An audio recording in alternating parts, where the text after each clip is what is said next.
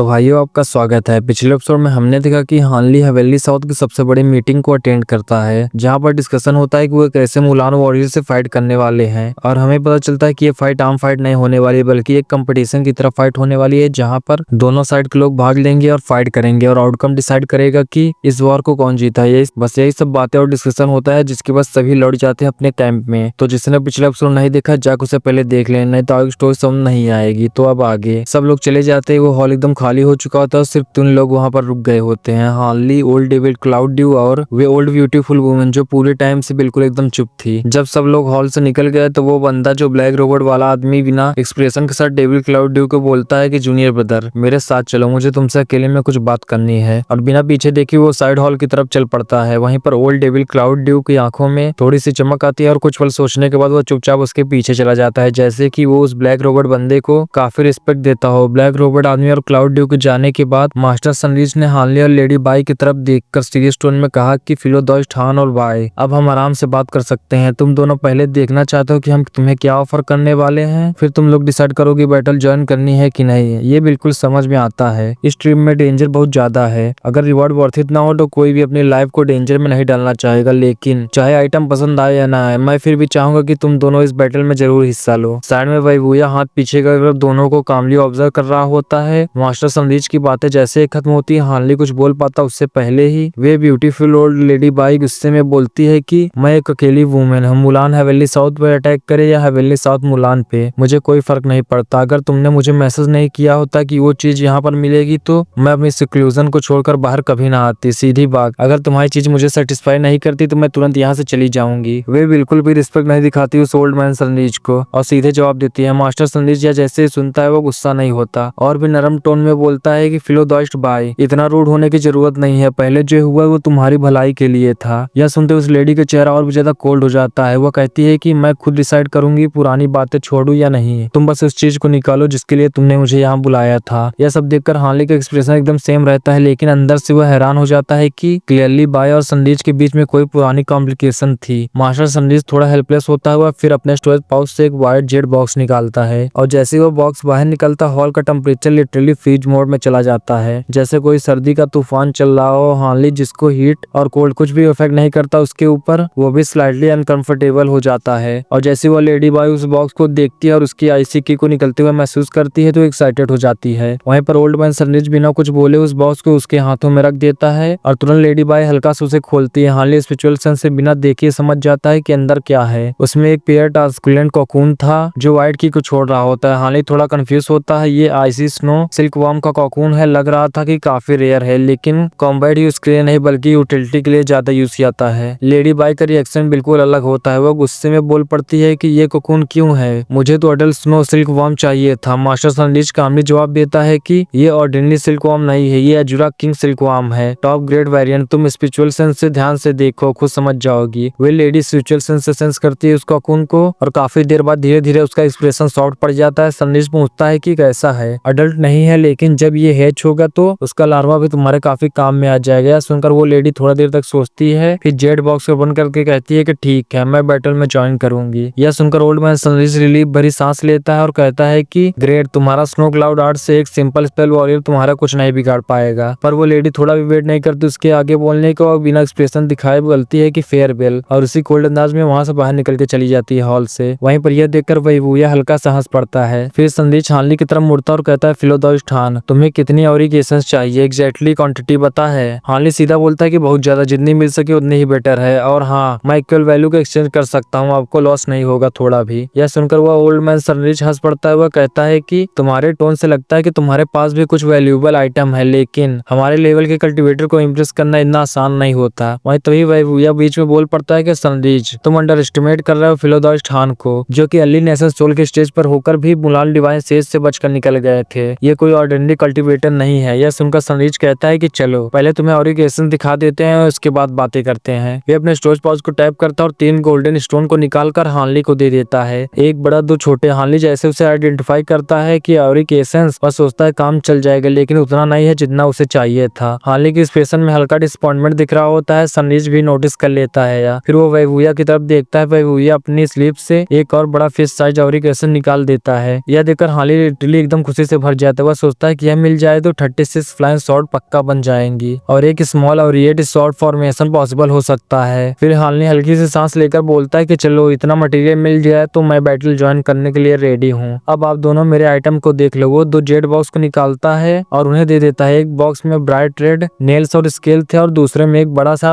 Black टोर्टोइस का cell था। दोनों थोड़ा शॉक हो जाते हैं। देखकर हार्ली कामली एक्सप्लेन करता है कि ये great dead demonic beast material है, एक वेनेमस फ्लोट ड्रैगन का स्केल है और एक ग्रेट डेड टोर्टोइस डेमन का सेल है। हवेली साउथ में ये चीजें मिलना ऑलमोस्ट इम्पॉसिबल है और इनका वैल्यू भी एरिकेशन से ज्यादा है। और जैसे वेनेमस फ्लोट ड्रैगन का नाम सुनता है वो लिटरली एकदम एक्साइटेड हो जाता है क्योंकि उसकी पॉइजन कल्टीवेशन के लिए ये एक पूरा गोल्ड जैसा आइटम था। वहीं पर मास्टर संदेश भी खुश हो जाता है। वो कहता है कि अगर ये सेल सच में ग्रेट डेड डीमन का है तो मेरे आर्मर सेल को बनाने के लिए टॉप टायर आइटम है और एरिकेशन के बदले यह बिल्कुल ही वर्थित है। और वह उस सेल को एकदम ध्यान से इंस्पेक्ट करने लगता है। क्लियरली वेरीफाई करना जरूरी था उसके लिए। वहीं पर हार्ली कुछ सोच ही रहा था कि सडनली वह एक लंबी सांस छोड़ते हुए कहता है कि हाँ, ये बिल्कुल फ्लोट ड्रैगन का स्केल ही है, मेरे लिए एकदम परफेक्ट है। लगता है कि मेरे मैजिक टीचर और भी ज्यादा पावरफुल बन सकते हैं अब। यह कहकर वो स्केल सेफली बॉक्स में रखता है और एक लाइट फ्लैश के साथ जेड बॉक्स उसके हाथों से डिस्पेयर हो जाता है। फिर वो हार्ली की तरफ सीरियस टोन में देखकर कहता है कि सच कहूं तो मुझे काफी हैरानी हुई कि फ्लोदार इतना प्राइसलेस आइटम निकाल सकते हैं। फ्लोट ड्रैगन की स्केल मेरे लिए बहुत ही ज्यादा इंपॉर्टेंट है और हाँ, तुम हवेली साउथ की तरफ से बैटल में लड़ने जा रहे हो तो मैं तुम्हें लॉस में नहीं जाने दूंगा। मेरे पास एक लास्ट पीस ऑफ एरिकेशन बचा हुआ है और जिन्हें मैं उसे अपने फ्यूचर डिसेंडेंट के लिए रखना चाहता था, लेकिन तुम्हें जरूरत है तो तुम ये ले सकते हो। वे अपने प्लान को फ्लिप करता है और एक साइज एरिकेशन निकलकर हार्ली की तरफ थ्रो हो जाता है। यह देखकर हार्ली का लिप्स ऑटोमेटिकली लिफ्ट हो जाता है। वह सोचता है कि जैसा कि मैंने सोचा था और भी एरिकेशन जरूर था और इस एक्स्ट्रा पीस के मिलने के साथ ही हार्ली का प्लान एकदम परफेक्ट हो जाता है। वे अब इजिली एक साथ 36 फ्लाइंग स्वॉर्ड को रिफाइन कर सकता है और एक छोटे स्केल पर और ये स्वॉर्ड फॉर्मेशन भी पॉसिबल हो सकता है। वरना ग्रेट डेड डीमन बीस्ट के मटेरियल इतने ज्यादा वैल्यूएबल होते हैं कि एरिकेशन उसके सामने कुछ भी नहीं होता। बिना कुछ एक्स्ट्रा लिए बैटल ज्वाइन करना उसके लिए लॉस था और अगर वह वुया और संदेश के पास और भी ज्यादा एरिकेशन होते तो हार्ली को उनको और भी कुछ देना पड़ता उनके बदले में। नेशन सोल का ट्यूटर एक दूसरे को इंटेंशन समझ सकते हैं, कोई एक दूसरे को बेवकूफ नहीं समझता। हार्ली अगर चाहता तो पहले वाले एरिकेशन को लेकर सीधा निकल जाता और बैटल को मेंशन तक नहीं करता। तब मास्टर संदेश भी आइटम इंस्पेक्ट कर चुका होता है। वह क्लियरली एकदम सेटिस्फाई दिख रहा होता है, लेकिन जैसे वो देखता है कि वह वुया एक और एरिकेशन दे चुका है तो थोड़ी सी हेजिटेशन उसके चेहरे पे भी आ जाती है। फिर वो थोड़ा देर कुछ सोचने के बाद अपनी स्लीव से एक येलो ग्रीन सा रूट निकालता है, लगभग 5-6 इंच का पतला सा, जैसे कोई एंशिएंट प्लांट की जड़ हो। फिर मास्टर संदेश सीरियसली बोलता है कि फिलोदोस्टान, तुम्हारे बॉडी में वुड एट्रीब्यूट स्पिरिचुअल की बहुत ज्यादा स्ट्रॉन्ग मात्रा में दिख रही है। शायद तुम वुड एट्रीब्यूट के कल्टीवेटर आर्ट प्रैक्टिस करते हो। मेरे पास तुम्हारे लिए कोई सुटेबल आइटम तो नहीं है, बस ये एक एंशिएंट इमॉर्टल वाइन का रूट बचा हुआ है। वुड एट्रीब्यूट टीजर को रिफाइन करते वक्त ये तुम्हें बहुत ही ज्यादा प्योर मात्रा में स्पिरिचुअल की दे सकता है, जो तुम्हारे लिए बहुत ही ज्यादा यूजफुल होगा, जो तुम्हारे ग्रेट डेड टोर्टोइस के सेल के लिए इनफ होगा। वहीं पर यह देखकर वे वुया एकदम सरप्राइज हो जाता है। वो कहता है ये तो, और फिर वो शांत हो जाता है। वहीं पर हार्ली पहले थोड़ा डिसअपॉइंटेड था और एक केसेस चाहिए था उसे, लेकिन वही वुया का रिएक्शन देखते ही उसका माइंड इंस्टेंटली कनेक्ट हो जाता है। वो सोचता है कि एंशिएंट इमॉर्टल वाइन क्या वो वही पर फाउंड हेवनली इमॉर्टल का वाइन का रूट है, जिसके लिए राइचस और डेविल दाव की कितनी ज्यादा फाइटें हो चुकी थी। हार्ली लिटरली एकदम शॉक में उस रोड को देखने लगता है। मास्टर सनलिच कामली एक्सप्लेन करता है कि तुम्हें परफाउंड हेवन इमॉर्टल वाइन के रिसेंट अपीयरेंस के बारे में तो पता ही होगा। हमने उसे रिवाइव करने की काफी कोशिश की पर कोई भी काम उस पे नहीं आया। यह सुनकर हार्ली स्लोली बोलता है कि परफाउंड हेवन इमॉर्टल वाइन, वे लिटरली एकदम शॉक हो चुका था। एंशिएंट टेक्स्ट में उसने इसी वाइन के बारे में पढ़ा था। ये immortal wine normal immortal wine नहीं थी। परफाउंड हेवन टाइटल सिर्फ उसी वाइन को मिलता है जो वर्ल्ड के क्रिएशन के टाइम पर एग्जिस्ट करती थी, जिसके अंदर pure heaven define spiritual root थे। उनके फ्लावर और फ्रूट इस वर्ल्ड के लोग को इग्नोर कर देते थे। सुपर एंशिएंट, सुपर रेयर और बहुत ही ज्यादा कमी इनके बारे में पता चलता है और यहाँ तक कि अब तक तो एकदम खत्म ही हो चुके थे। राइचस और डेविल दाव को भी यह नहीं पता था कि ये वाइन एक्चुअली में परफाउंड हेवन इमॉर्टल वाइन है। सिर्फ एक एंशिएंट कल्टीवेटर ने नोट छोड़ा था जिसकी वजह से ये कंफर्म हो पाया। इसलिए दोनों फैक्शन ने बहुत सारी फाइटें लड़ी, जिसके बाद इस स्पिरिचुअल रूट को बंटवारा करना पड़ा। उन्होंने स्पिरिट वाटर, सीक्रेट आर्ट और इवन ड्रिफ्टिंग क्लाउड सेट के सीक्रेट ट्री वाइन लिक्विड तक ट्राई किया, लेकिन इस वाइन को रिवाइव नहीं कर पाए। फाइनली उन्होंने हार मानने के बाद उस वाइन को 20 में बांट दिए। वहीं पर मास्टर संदेश के पास उस रोड का बड़ा हिस्सा आ गया था। वह वुया के पास भी एक स्मॉल ब्रांच का पार्ट था, जिसलिए वो इंस्टेंटली उस रोड को रिकॉग्नाइज कर लेता है। वहीं पर हार्ली के लिए भी ये प्राइसलेस था, लेकिन उसे चाहिए था एरिकेशन, क्योंकि उसका जुड़ा बैम्बू क्लाउड वार्म सॉर्ड अभी रिफाइन होना बाकी था। कोई नया टीजर बनाने के टाइम ये स्पिरिचुअल पावर नहीं थी। लेकिन हार्ली कोई कंप्लेन नहीं करता, उस वाइन रोड को एक्सेप्ट कर लेता है। वह क्वार्टली वे डिसाइड करता है कि वापस जाके इस रोड को ग्रीन लिक्विड से न्यूरेस करूंगा, जो कि किसी भी डिवाइन ट्री को मैच्योर कर सकता है। मे बी शायद इस रोड के साथ भी कोई मेरिकल साइकिल हो जाए। यही सोचकर उसका डिसअपॉइंटमेंट खत्म हो जाता है। हार्ली फिर कामली बोलता है कि और एक इंस्टेंस मिल गया है तो मैं 7 दिन बाद बैटल ज्वाइन करूंगा। अब मैं चलता हूँ, मुझे कुछ प्रिपरेशन करनी है। यह सुनकर मास्टर संदेश पोलाइटली स्माइल के साथ कहता है कि बिल्कुल, बैटल बहुत ही ज्यादा बड़ी होने वाली, इसलिए प्रिपेयर करना बहुत ही ज्यादा जरूरी है। हार्ली फेयरबॉल बोलकर जाने लगता है, दूर पहुंचता है। वहीं पर तभी वह भूया क्या लिप्स मूव करता है। एक साइलेंट साउंड ट्रांसमिशन हार्ली के कानों में जाता है। वह कहता है कि फिलोदोस्टान फ्लोट ड्रैगन स्केल के भाव से मैं तुम्हें नानगुनवान के मामले पर परस्यू नहीं करूंगा। मैं जानता हूँ प्यार फोर्स नहीं किया जा सकता। सेलेस्टियल नानगुनवान और मेरे नेफ्यू के बारे में मैं सब कुछ भूल जाऊंगा, तो तुम्हें चिंता करने की कोई जरूरत नहीं है। हार्ली जैसे सुनता हुआ लिटरली एकदम शॉक में रह जाता है और फिर वो तुरंत खुश भी हो जाता है और बिना पीछे मुड़े सीधा वहां से निकल जाता है। हार्ली की जाती है हॉल साइलेंस एकदम हो जाता है। कुछ पल बाद मास्टर संदेश बोलता है कि तुम्हें क्या लगता है कल्ली नेशन सोल कल्टीवेटर के पास ग्रेड 8 मटेरियल कैसे आया? शायद तुम्हारा इन्वेस्टिगेशन सही था। एशियन टेलीपोर्टेशन फॉर्मेशन के बाद किसी एंशिएंट कल्टीवेटर का लेक्सी मिल गया होगा, इसे लगता है। नहीं तो नेशन सोल स्टेज तक इतना फास्ट प्रोग्रेस बिना किसी टीचर के नहीं हो सकता। यह सुनकर वह भूया थोड़ा लाइटली स्नॉट करता है। वो कहता है कि होगा भी तो हमें क्या, एंशिएंट लेक्सी सबको मिल सकती है, इसमें जलसी वाली कोई बात नहीं है। तुम्हें क्या उसको मारकर उसके टीचर को लूटना है? यह सुनकर मास्टर संदेश हंस पड़ता है। वह कहता है कि मारकर लूटना इम्पॉसिबल, अभी बैटल का टाइम है और नॉर्मल टाइम में भी जो बंदा मुलान के डिवाइन सेज से बचकर निकल सकता है, मैं उसे कैसे मार पाऊंगा? और वैसे भी वो हेवनली दाव अलायंस से है। लॉन्ग हार्न कपल से पंगा लेना सुसाइड होगा। जिसके बाद उनकी बातें खत्म हो जाती है। वहीं पर हार्ली हॉल के इंटर से बाहर निकलता है, लेकिन हार्ली वहां पर एक अनएक्सपेक्टेड चीज को देखता है। वहां पर डोंग यूनर वहां पर खड़ी होती हुई पता नहीं कब साइड हॉल से निकलकर यहाँ पर आ गई थी और सिर नीचे करके ऐसे खड़ी थी जैसे कि किसी गहरी सोच में डूबी हो। गेट के पास खड़े कल्टीवेटर भी उसे रोक नहीं रहे थे, क्योंकि सब जानते थे कि वो ओल्ड डेविड क्लाउड ड्यू के साथ आई थी। इस वजह से कोई भी उसे परेशान नहीं करना चाहता था। और जैसे ही हार्ली बाहर आया, डोंग यूनर ने हल्की सी हलचल दिखाई और सिर उठाकर हार्ली की तरफ देखा और जैसे उसकी नजर हार्ली पर पड़ी, उसका चेहरा एकदम लाल हो गया और एक अजीब से एक्सप्रेशन आ गई, जैसा समझ नहीं आ रहा हो कि क्या करे। साथ ही थोड़ा जेलसी भी दिख रहा होता है उसके चेहरे पे। हार्ली थोड़ा कंफ्यूज हो जाता है। उसके पास डोंग यूनर को कहने को कुछ नहीं था, इसलिए वो बिना रुके सीधे वहां से निकल जाता है। वहीं पर यह सब देखकर डोंग यूनर वहीं पर खड़ी की खड़ी रह जाती है, अपने हाथ को बाइट करती है। हार्ली को पीठ को देखते हुए एकदम चुप रहती है और कुछ नहीं बोलती। वहीं पर थोड़ी देर बाद हार्ली के कानों में सिल्वर मून की क्यूरियस वॉइस गूंजती है। वह कहती है कि मास्टर, क्या आप उस फीमेल कल्टीवेटर को जानते हैं? हार्ली कैजुअली बोलते हैं कि हाँ, पुरानी पहचान है, पर ज्यादा अच्छे से नहीं जानता। हमारा रिलेशनशिप उतना अच्छा नहीं था। पर हमारी फॉक्स गर्ल हल्का हंसते हुए कहती है कि पर उसकी एक्सप्रेशन देखकर लगता है कि जैसे कि आप दोनों के बीच में कोई स्पेशल कनेक्शन था। कहीं मास्टर आप? लेकिन तभी हार्ली उसकी बात को काट देता है। वह कहता है कि ऐसे बेवकूफी वाले गेस मत लगाओ, मुझे उस औरत से कोई भी अच्छा इंप्रेशन नहीं है और हम तो एक टाइम पर एनिमीज रह चुके हैं, तो ऐसी बातें मत करो। यह सुनकर फॉक्स गर्ल एक क्यूट सा फेस बनाती है, फिर चुप हो जाती है। अब तक हार्ली और फॉक्स गर्ल का रिलेशनशिप काफी अच्छा हो चुका होता है। वो काफी फ्रेंडली थे। ये तब से हुआ जब से हार्ली ने उसे पनिश नहीं किया था पर्पल क्लाउड लैस और एंसर फ्लावर बकेट के इशू के बाद। फॉक्स गर्ल का एटीट्यूड हार्ली की तरफ और ज्यादा सॉफ्ट हो चुका था। अब वो हार्ली से ज्यादा क्लोज हो चुकी थी, ज्यादा फ्रेंडली बर्ताव करती थी, पर वो अपने हद को क्रॉस नहीं करती थी। हार्ली भी यह नोटिस कर चुका था और हार्ली का ट्रस्ट भी अब तक फॉक्स गर्ल पे बहुत ज्यादा हो चुका था। फिर हार्ली ड्रिफ्टिंग क्लाउड सेट के कैंप में वापस लौट जाता है और ओल्ड मनल्यू के साथ सारी बातों को डिस्कस करता है और ऐसे ही 2 दिन बीत जाते हैं। उसी बीच में दोनों तरफ के साइड में पूरे तरफ से फॉर्मेशन और सभी चीजों की तैयारी हो चुकी थी। फाइट एकदम जोरों शोर से शुरू होने वाली थी, पर हार्ली अपने सिक्लूजन से बाहर आ ही नहीं रहा था। कभी कभी ड्रैगन रोर और एक्सप्लोजन के साउंड सुनाई देती थी अंदर से, जिससे सुनकर लेडी सॉन्ग थोड़ा वरीड हो जाती है। फिर थोड़ी पर लेडी सॉन्ग डिसाइड करती है कि अगर हार्ली अब बाहर नहीं आया तो वे फोर्सफुली डोर को नॉक करेगी। वो हॉल में बैठी होती है, वेट कर रही होती है, जब अचानक एक बेल का साउंड आता है और एक ब्राइट लाइट फ्लैश होती है और हार्ली हॉल के एंट्रेंस पर अपेयर होता है। सॉन्गयू ने तुरंत वो करते हुए कहा, ग्रीटिंग मार्शल अंकल। हार्ली पूछता है कितने दिन हुए, सिटी ऑलमोस्ट एम्प्टी हो चुकी है। यह सुनकर लेडी सॉन्ग तुरंत कहती है कि मार्शल अंकल आज 5th डे हो चुका है और बताते हैं कि सभी सिटी के लोग निकल चुके हैं, यहाँ तक कि इल्डा लू भी जा चुके हैं। हार्ली थोड़ा सोचता है, फिर रिलीफ से कहता है कि अच्छा टाइम ठीक है, चलो तुरंत चलते हैं। फिर हार्ली अपने विंड राइडिंग चैरॉट को समन करता है और लेडी सॉन्ग के साथ उसमें इंटर होकर सीधा व्हाइट लाइट के साथ चैरॉट स्काई में शूट हो जाता है। फिर हार्ली कैजुअली पूछता है लेडी सॉन्ग से कि वॉलेट स्पिरिट और उसकी कंपेनियन कहाँ है अभी। लेडी सॉन्ग बताती है कि वो टेम्परेरी सिटी को छोड़कर बाहर जा चुकी है। यह सुनकर हार्ली को रिलीफ महसूस होता है। वो स्माइल करके कहता है कि स्मार्ट गर्ल बैटल के बाद ही रिटर्न करना उसके लिए काफी सेफ होगा। फिर वो चैरॉट एकदम स्पीड में वहां से डिस्पेयर हो जाता है। फिर हम बैटल फील्ड के हवेली साउथ के कैंप की तरफ देखते हैं, जहाँ पर 10 से भी ज्यादा कल्टीवेटर पेट्रोल कर रहे होते हैं, जिसे ब्यूटीफुल यंग वुमन लीड कर रही होती है, जो कि अपने मिड 20s में होती है, जिसका cultivation early core formation stage का होता है। बाकी सब फाउंडेशन एस्टेब्लिशमेंट के कल्टीवेटर थे। बैटल क्लोज था, इसलिए सभी का चेहरा एकदम टेंस होता है। कोई भी थोड़ा भी केयरलेस नहीं था। सभी उस गर्ल के लीड में पूरी तरह से काम कर रहे होते हैं। तभी अचानक उन सभी का चेहरा बदल जाता है। वो मिड एयर की तरफ देखते हैं, शॉक में एक डिम लाइट उनकी तरफ बहुत तेजी से बढ़ती हुई दिखाई देती है। सभी कल्टीवेटर एकदम अलर्ट मोड में चले जाते हैं। उसमें से कहता है कि सीनियर क्या हुआ क्या है, लेकिन उस लेडी के जवाब देने से पहले वो लाइट बहुत तेजी से फ्लैश है और सीधा फुल स्पीड में वहां पर 2 सेकंड में पहुंच आई। वे स्पीक ऑफ लाइट अब बड़ा हो चुका था, वो एक फ्लाइंग चैरोड में बदल चुका था। यह देखकर वो लेडी कहती है कि कोई सीनियर आ रहे हैं, रूल्स के हिसाब से हमें वेरीफाई करना है, तो तुम सब यहाँ पर रुकना, मैं देखती हूँ। और तुरंत येलो लाइट के फ्लैश के साथ सीधा फ्लाई करके उस चैरोड की तरफ आगे बढ़ती है और वहां पर जाकर रुक जाती है। अंदर 2 फिगर दिखाई दे रहे होते हैं। फिर वो लड़की कहती है कि जूनियर येलो मैपल वैली की स्याओ क्यूआर है। सीनियर आप अपनी आइडेंटिटी बताएं, मैं सिर्फ अपने ऑर्डर को फॉलो कर रही हूँ, एकदम पोलाइटली वे में बोलती है। लेकिन तभी अंदर से एक फेमिलियर वॉइस आती है, स्याओ क्यूआर। यह सुनकर स्याओ क्यूआर एकदम सरप्राइज हो जाती है, अपनी आंखें ब्लिंक करते हुए कहती है कि सीनियर आप मुझे जानते हैं। और अगले ही मोमेंट में उस चैरोड का व्हाइट ग्लो धीरे से फेड हुआ और 2 फिगर क्लियरली दिखने लगे। एक मैनेजर रूम में था और एक स्टनिंग लेडी उसके बगल में थी। और जब स्याओ क्यूआर ने उस आदमी को चेहरे को देखा तो उसकी आंखें फट गई। वे कहती है कि मार्शल अंकल हाँ आप, और तुरंत अपने मुंह को अपने हाथों से कवर कर लेती है, एकदम डिसबिलीफ में। यह देखकर हार्ली काम स्माइल के साथ कहता है कि छोटी लड़की तुम अब बहुत बदल चुकी हो। वहीं पर स्याओ क्यूआर एकदम ऑलमोस्ट इमोशनल हो चुकी थी। वो कहती है कि मार्शल अंकल हान, सीनियर सिस्टर ने और सीनियर बुदली ने कहा था कि आप नेशनल सोल के कल्टीवेटर बन चुके हैं, पर मुझे विश्वास नहीं हो रहा है कि आप यहाँ पर हैं। यह सुनकर हार्ली कैजुअली बोलता है बस थोड़ा लक मिल गया था इस वजह से। वहीं पर वो लेडी सॉन्ग यह सब ऑब्जर्व कर रही होती है। उसने सुना कि हार्ली येलो मैपल वैली से था, तो ये लड़की जरूर कोई उसके पुराने रिलेटिव होगी। वहीं पर हार्ली और स्याओ क्यूआर दोनों काफी बातें करते हैं, डेविल साओ से बचकर वापस आना, सीनियर माँ के इस वर्ल्ड को छोड़कर जाना,